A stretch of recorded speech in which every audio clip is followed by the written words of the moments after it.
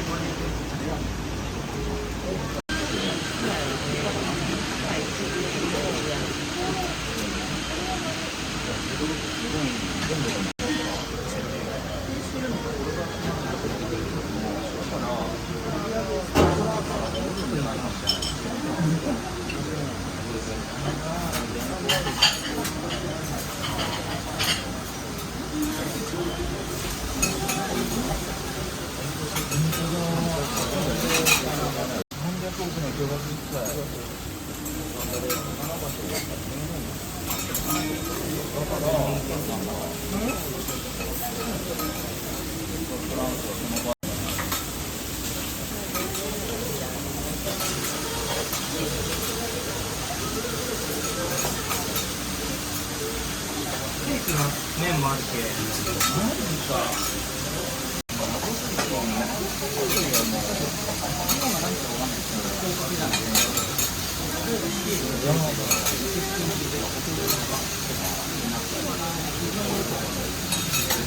なんでなんだっけ115の基本を犯したわけですよ。なんでエブラッタンはすげえこっそりと食べてさ、何の大したおとがめにねえんだよなっていう。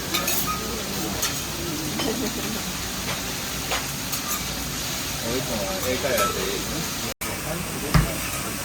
すごいね。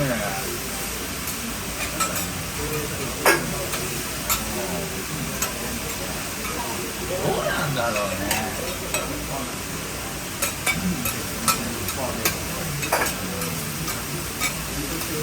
もう材料も買ってるんだから家いる印象があった。なるほどね。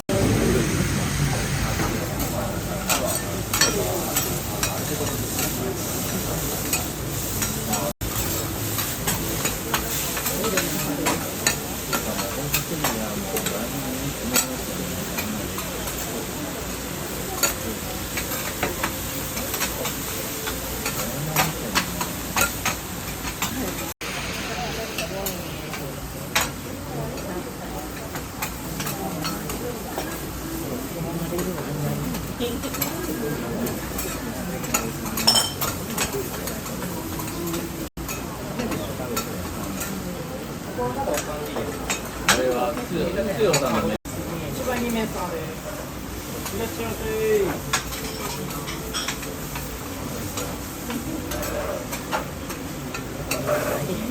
見てないし。なんだよ。ジャケ違うよ。